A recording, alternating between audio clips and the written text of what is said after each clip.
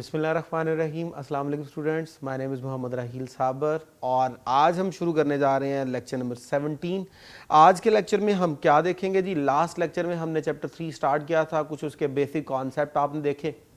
आए जी, अब नेक्स्ट जो है वो उसे आगे लेके चलते हैं। तो आज हम पढ़ेंगे जी कोफैक्टर क्या होते हैं, कोफैक्टर के फंक्शन डिस्कस करेंगे, टाइप्स को डिस्कस करेंगे, उसकी फॉर्म्स को देखेंगे, एंजाइम्स की लोकेशन ऑफ एंजाइम देखेंगे और एंड पे कैरेक्टरिस्टिक्स ऑफ एंजाइम देखेंगे। ठीक है जी। सो आइए जी इनको जो है वो स्टार्ट करते हैं।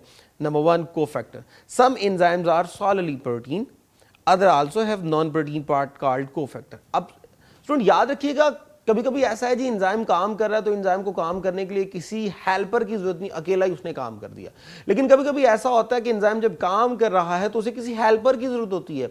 वो हेल्पर उसकी हेल्प करेगा एंजाइम के प्रॉपर फंक्शन को परफॉर्म करने में। वो जो एंजाइम का हेल्पर होता है उसे हम क्या बोलते हैं? कोफैक्टर कहते हैं। सो कोफैक्टर क्या है जी? हमने कहा कि नॉन प्रोटीन होगा। अब एंजाइम खुद बाय नेचर क्या है? प्रोटीन, लेकिन साथ जो उसने अपने साथ अटैच किया है हेल्पर के तौर पे, जो उसके फंक्शन को परफॉर्म करने में उसकी हेल्प करेगा, वो क्या होती है जी? Non protein. उसे हम क्या बोलते हैं? Cofactor. Essential for the proper function of an enzyme. ये एंजाइम के प्रॉपर फंक्शन के लिए जरूरी होता है, यानी अगर ये होगा तो एंजाइम अपना प्रॉपर फंक्शन परफॉर्म कर पाएगा, और अगर ये नहीं होगा तो एंजाइम अपना प्रॉपर फंक्शन नहीं कर पाएगा। तो एंजाइम बाय नेचर प्रोटीन, ये बाय नेचर नॉन प्रोटीन, लेकिन इसका होना बहुत जरूरी है। एंजाइम का फंक्शन इस पे डिपेंड कर रहा है। सपोज ये मेरे पास एक एंजाइम है जी ब्लैक कलर का, और उसके ऊपर ये पर्पल कलर का आपको नजर आ रहा है जी कोफैक्टर और कोएंजाइम। ये क्या होता है आगे आपको पता चल जाएगा। अभी कोफैक्टर का वर्ड आपको पता है जी, कोफैक्टर। ओके जी। अब दोनों अटैच होने जा रहे हैं। अब क्या हुआ जी? ये देखें जी, ये अटैच हो गया। अब जब अटैच हो गया, ये दोनों अटैच हो गए, अब सबस्ट्रेट के लिए एक प्रॉपर जगह बन गई। अगर ये सबस्ट्रेट विदाउट कोफैक्टर आप यहां पे जोड़ने की कोशिश करते तो प्रॉपर जगह ना बनती। इसका मतलब ये हुआ इसने एक प्रॉपर जगह बना दी ताकि एंजाइम प्रॉपरली क्या कर सके? सबस्ट्रेट से अटैच हो सके। अगर सपोज कीजिए ये अटैच ना होता तो सबस्ट्रेट के लिए भी प्रॉपर जगह ना बनती। तो ये क्या करता है? उसके फंक्शनैलिटी में हेल्प करता है। आइए जी देखते हैं इसके function. Number 1, act as a bridge. मैंने पीछे अभी आपको दिखाया, ये देखिए जी यहां पे अगर ये ना होता तो ये लिंक ना करता। तो ब्रिज स्टैंड्स फॉर यहां लिंक के तौर पे यूज हो रहा है। ये उनको लिंक करने में हेल्प कर रहा है, सबस्ट्रेट को और एंजाइम को। तो act as a bridge. Next, often contribute directly to the chemical reaction. ये क्या करता है? केमिकल रिएक्शन में खुद डायरेक्टली इन्वॉल्व हो जाता है। अब एंजाइम के साथ है, एंजाइम ने कैटालाइसिस करना है, यानी कि सबस्ट्रेट को प्रोडक्ट बनाना है, तो ये भी साथ इन्वॉल्व होगा ताकि सबस्ट्रेट को प्रोडक्ट बनाने में एंजाइम की क्या करे? हेल्प करे। नेक्स्ट जी, provide source of chemical energy, help to drive. अब क्या करेगा? उस रिएक्शन को परफॉर्म करने के लिए स्पेसिफिक एनर्जी चाहिए। ये एनर्जी भी कौन सप्लाई करेगा? कोफैक्टर। तो कोफैक्टर ने जोड़ने का काम किया, रिएक्शन में इन्वॉल्व हुआ, रिएक्शन के लिए एनर्जी दी। अब वो एनर्जी अगर ना होती तो रिएक्शन कभी भी पॉसिबल नहीं हो सकता था। तो कोफैक्टर इसलिए बहुत ज्यादा इंपॉर्टेंट है। ये देखिए जी, ये एंजाइम है, ये एंजाइम के सामने आपको नजर आ रहा है जिसका कोफैक्टर। अब जैसे ही कोफैक्टर अटैच हुआ तब सबस्ट्रेट आके अटैच हुआ, शुरू हो गया, होना शुरू हो गया। अगर ये ना होता तो ये फर्मली यहां पे अटैच ना हो पाता। तो प्रॉपर सरफेस देना, प्रॉपर अटैचमेंट करना, बाइंडिंग देना, ये काम किसका होता है? कोफैक्टर का। आइए जी इसकी डिफरेंट टाइप्स की तरफ चलते हैं। First one is activator. अब एक्टिवेटर क्या होते हैं? Metallic ions act as a cofactor. तो अगर कोफैक्टर के तौर पे यानी एंजाइम के साथ जो नॉन प्रोटीन पार्ट जुड़ रहा है, अगर वो मेटालिक आयंस है तो वो आपके पास क्या होंगे? वो एक्टिवेटर होंगे। अब ये क्या होते हैं? Inorganic ion. डेफिनेटली जब मेटालिक आयन है तो वो इनऑर्गेनिक होंगे, वो ऑर्गेनिक तो नहीं होंगे। डिटैचेबल इन नेचर, यानी ये आते हैं, अटैच होते हैं, स्पेसिफिक फंक्शन परफॉर्म किया, एंजाइम को एक्टिवेट किया, जैसे ही एंजाइम ने अपना काम कर लिया ये अपने आप को डिटैच कर लेंगे, दोबारा एंजाइम अपने आप को क्या कर लेता है? इनएक्टिव कर लेता है। तो ये थोड़ी देर के लिए आते हैं एंजाइम को एक्टिव करने के लिए। ओके जी, ये आपके सामने डिफरेंट कोफैक्टर दिखाए गए हैं जो आपके सिलेबस में तो शामिल नहीं है, लेकिन एग्जाम्पल के तौर पर कार्बोनिक एनहाइड्रेज आपके रेड ब्लड सेल्स में होता है, CO2 वगैरह को अटैच करना, लंग्स के पास लाना ताकि उसे रिलीज किया जाए, वहां पे जिंक इन्वॉल्व है तो मेटालिक आयन है। अल्कोहलिक डिहाइड्रोजिनेज अल्कोहल को ब्रेक करना, यीस्ट वगैरह के अंदर जिंक इन्वॉल्व है। साइटोक्रोम आपकी जो है वो रेस्पिरेटरी चेन के अंदर होता है एनर्जी वगैरह बनाने के लिए, हीमोग्लोबिन आपको पता है। फेरिडॉक्सिन प्लांट्स के अंदर जब आपने जी स्कीम पढ़ी थी वहां पे इलेक्ट्रॉन को ट्रांसफर करने के लिए फेरिडॉक्सिन इन्वॉल्व होता है। तो ये सारे जिंक हो गया, आयरन हो गया, कॉपर हो गया, मैग्नीशियम हो गया और पोटाशियम हो गया, ये सारे मेटालिक आयंस हैं which are acting as a cofactor, और ये डिफरेंट प्रोटीन डिफरेंट एंजाइम आपके सामने शो हुए हैं जहां पर ये इन्वॉल्व होते हैं। अगर ये ना हो तो ये एंजाइम कभी भी एक्टिवेट ना हो। आइए जी सेकंड जो है वो इसकी टाइप की तरफ चलते हैं, प्रोस्थेटिक ग्रुप। अब प्रोस्थेटिक ग्रुप क्या है? Non protein part covalently bonded. अब पीछे मैंने कहा था डिटैचेबल इन नेचर, अब यहां मैंने कहा non protein part covalently bonded. जब ये कोवलेंटली बॉन्डेड है तो ये बड़े फर्मली अटैच होते हैं, मजबूती से अटैच होते हैं। जब ये मजबूती से अटैच होते हैं तो पीछे वाले डिटैच हो जाते थे, ये डिटैच नहीं हो सकते। सो फर्मली अटैच होंगे और ऑर्गेनिक इन नेचर होंगे, ठीक है जी। पीछे वाला मेटालिक आयन थे यानी इनऑर्गेनिक थे, ये मेरे पास बाय नेचर क्या होंगे? ऑर्गेनिक। आइए जी एग्जांपल, अनेबल टू डिटैच पहले भी बता दिया। एग्जाम्पल है जी हमारे पास हेम। अब हेम क्या होती है? ये आपके सामने रेड ब्लड सेल्स है, रेड ब्लड सेल से हीमोग्लोबिन निकाली गई है। एक हीमोग्लोबिन में 4 चेन्स होती हैं, ये आपको नजर आ रहा होगा, अल्फा, ये अल्फा 2, 2 अल्फा और 2 बीटा, और नजर 1 2 3 4 इसमें हेम ग्रुप होते हैं। Iron containing organic compound. और स्टूडेंट हीमोग्लोबिन का काम क्या? ऑक्सीजन को कैरी करना, बॉडी के तमाम पार्ट्स को जाना और वहां पे CO2 को कैरी करना। तो ये जो बाइंडिंग होती है ऑक्सीजन की, ये हेम ग्रुप के साथ होती है। और हेम बाय नेचर क्या है? ये कोफैक्टर है। और कोफैक्टर की कौन सी टाइप है? प्रोस्थेटिक। और मैंने कहा ये क्या है जी? डिटैच नहीं है, अनेबल टू डिटैच, यानी कि ये सेपरेट नहीं होता, ये फर्मली जुड़ा रहता है, जबकि पीछे वाले जो आयंस थे आपने पढ़ा वो सेपरेट हो जाते थे। आइए जी नेक्स्ट हम इसकी थर्ड टाइप पढ़ते हैं, कोएंजाइम। अब कोएंजाइम क्या है जी? Organic in nature. तो सेकंड वाला भी ऑर्गेनिक था, ये भी ऑर्गेनिक है, ठीक है जी। ओके जी, लूजली अटैच। तो पहले वाला जो था वो डिटैचेबल था, दूसरे वाला फर्मली अटैच था, सेपरेट नहीं होता, ये भी सेपरेट हो जाता है, ठीक है जी। तो लूजली जब अटैच होगा तो डेफिनेटली क्या हो सकता है? सेपरेट हो सकता है, ठीक है। So detachable in nature, can be use again and again. अब आया कोफैक्टर के तौर पे आया, एंजाइम के साथ जुड़ा, एंजाइम को एक्टिवेट किया, एंजाइम अपना काम करना शुरू कर दिया। जैसे एंजाइम एक्टिवेट हो गया, अपना फंक्शन परफॉर्म कर लिया, अब दोबारा डिटैच हो गया। जैसे ही डिटैच हुआ एंजाइम दोबारा क्या हो गया? इनएक्टिव हो गया। तो ये इनका काम होता है एक्टिवेशन करना, और जब नहीं होंगे तो एंजाइम प्रॉपर फंक्शन नहीं करेगा, इनएक्टिव होगा। खैर अब इसकी एग्जाम्पल्स में है तो आपकी बॉडी में जो विटामिन वगैरह होते हैं, NAD, अगर आपको याद हो, आपने ग्लाइकोलाइसिस का वर्ड सुना होगा, आपने जी स्कीम का वर्ड सुना होगा, फोटोसेंसिस और रेस्पिरेशन में, वहां पे जो NAD है ये क्या करता है? इलेक्ट्रॉन और प्रोटॉन को रिसीव करके उनके डोनर के तौर पे, एक्सेप्टर के तौर पे वहां पे काम कर रहा होता है, ताकि एनर्जी वगैरह को प्रॉपर ट्रांसफर करके पैदा किया जाए, ठीक है जी। अब कोएंजाइम जो है उसकी एक एग्जांपल देखते हैं जी। सपोज ये मेरे पास है एंजाइम, और एंजाइम की एक्टिव साइट आपको नजर आ रही है, E स्टैंड्स फॉर एंजाइम, और उसके ऊपर ये एक्टिव साइट है, ठीक है जी। अब क्या होगा? ये देखिए जी ऊपर क्या आ गया? कोएंजाइम आ गया। जैसे ही कोएंजाइम आया तो ये आपके पास एक क्या बन गई जी? एंजाइम और कोएंजाइम, यानी एंजाइम और कोफैक्टर का एक क्या बन गया? कॉम्प्लेक्स बन गया। अब ये सबस्ट्रेट आ गया। जैसे ही सबस्ट्रेट आ गया तो अब ये दोनों आपस में अटैच होंगे, तो ये आपके पास क्या बन गया? एंजाइम सबस्ट्रेट कॉम्प्लेक्स बन गया, ठीक है स्टूडेंट। अब आपको पता है काम क्या है उसका? कैटालाइसिस करना। तो अगला काम क्या होगा? ये देखिए जी, फाइनली प्रोडक्ट में कन्वर्ट कर दिया जाएगा। अब जब फाइनली प्रोडक्ट में कन्वर्ट कर दिया जाएगा तो एंजाइम आपके पास फिर क्या हो गया? Recover, can be use again and again. अब स्टूडेंट यहां पर देखिए जी, जब प्रोडक्ट में कन्वर्ट हुआ तो यहां पे आपके पास आपका कोएंजाइम भी साइड पे हो गया, आपका एंजाइम भी साइड पे हो गया, सबस्ट्रेट की क्या बन चुकी है? प्रोडक्ट। इसका मतलब कोएंजाइम में भी चेंज नहीं आया, एंजाइम में भी चेंज नहीं आया। तो जिस तरह एंजाइम बार बार यूज हो सकता है, इस तरह कोएंजाइम भी बार बार यूज किया जा सकता है, क्योंकि ये आपको रिएक्शन के एंड पे क्या हो जाता है? रिकवर हो जाता है। डिटैचेबल था, सेपरेट हो गया। तो इस एग्जाम्पल में आपको समझ आ गई। सपोज कीजिए अगर कोएंजाइम ना होता, तो ये आपके पास कोएंजाइम ना होता तो ये मेरे पास एंजाइम है। अब एंजाइम की ये सबस्ट्रेट है, तो स्टूडेंट देख लीजिए सबस्ट्रेट जब अटैच हुई तो इतनी जगह अभी भी खाली पड़ी है। चेक कर लीजिए, ये क्लियर आपको नजर आ रहा है, इतनी जगह अभी भी खाली पड़ी है। और इसका मतलब ये हुआ ये लूजली अटैच होगा, फर्मली अटैच नहीं होगा। जब प्रॉपर लिंक नहीं करेगा, बाइंडिंग नहीं होगी, तो भाई आगे जो है वो प्रोडक्ट कैसे बनाई जाएगी? क्योंकि एंजाइम ने उसे प्रॉपरली अटैच नहीं किया। सो फॉर्म्स ऑफ एंजाइम की तरफ चलते हैं। दो फॉर्म है जी, एक है जी अपो एंजाइम। अपो एंजाइम क्या है? Enzyme without its cofactor.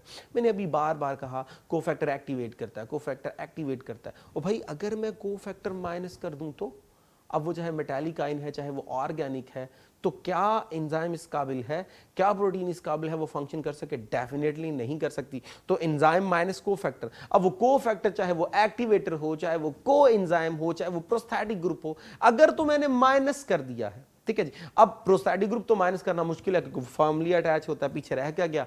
Activator और को एंजाइम। तो अगर आपने उसे क्या कर दिया है? माइनस कर दिया है, तो क्या होगा? एंजाइम एक्टिवेटर नहीं रहेगा बल्कि क्या हो जाएगा? इनएक्टिव। ठीक है, जब वो इनएक्टिव हुआ एंजाइम काम नहीं कर पाएगा।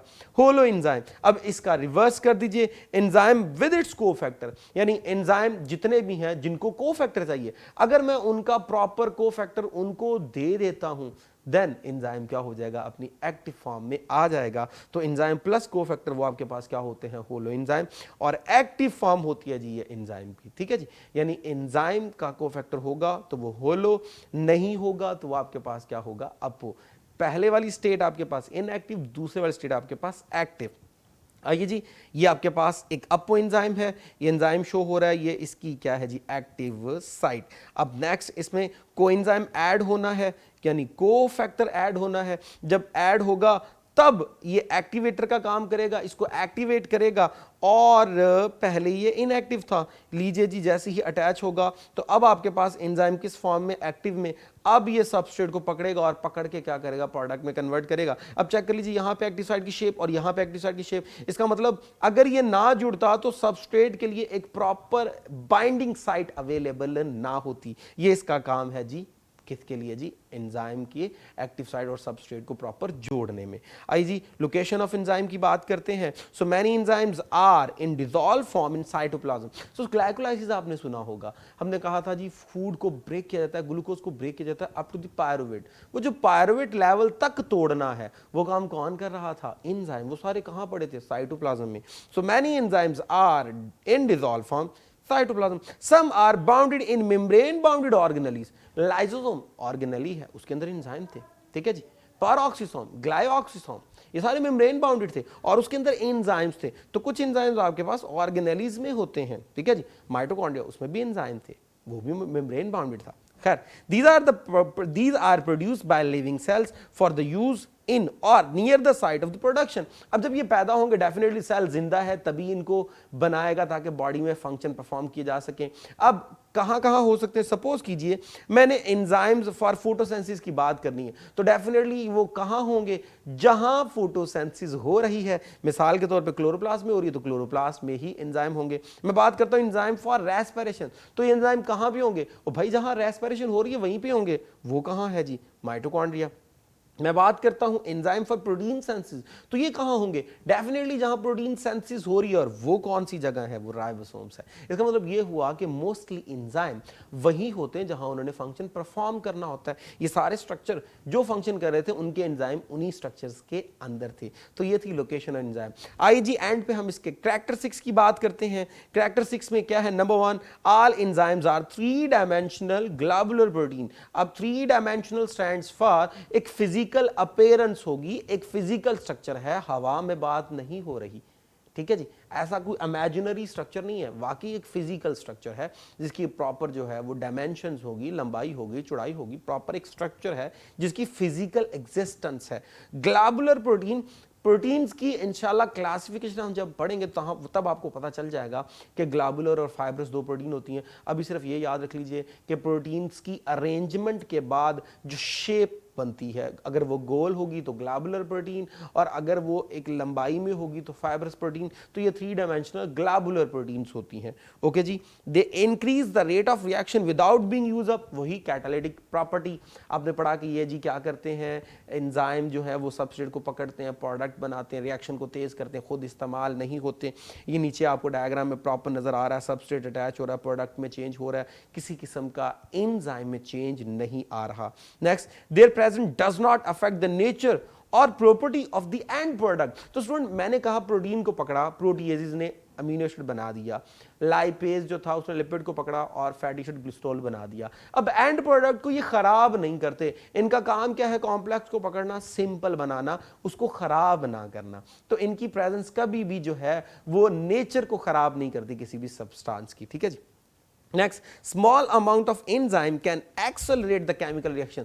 तो एंजाइम की थोड़ी सी भी मिकदार होगी तो रिएक्शन जो है वो स्टार्ट हो जाएगा। क्यों? क्योंकि भाई कैटालिटिक प्रॉपर्टी है इसकी, बहुत तेजी से काम करता है। तो सबस्ट्रेट जितनी मर्जी हो, ये थोड़ा सा भी होगा तो बड़ी जल्दी से सारे सबस्ट्रेट को क्या कर देगा, प्रोडक्ट में चेंज कर देगा।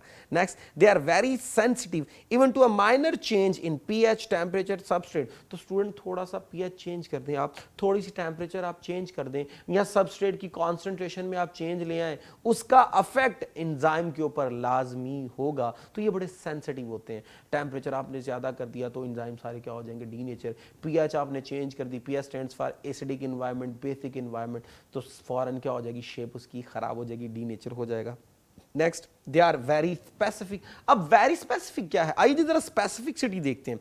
तो स्पेसिफिसिटी दो तरह की होती है, with respect to action, with respect to substrate. दो तरह से हम इसकी स्पेसिफिसिटी डिस्कस करते हैं। आइए जी पहले हम देखते हैं जी विद रिस्पेक्ट टू सबस्ट्रेट, ठीक है जी। अब सबस्ट्रेट के लिहाज से क्या होगा, ये मेरे पास प्रोटीन है, अब प्रोटीन के ऊपर अमाइलेज आ गया।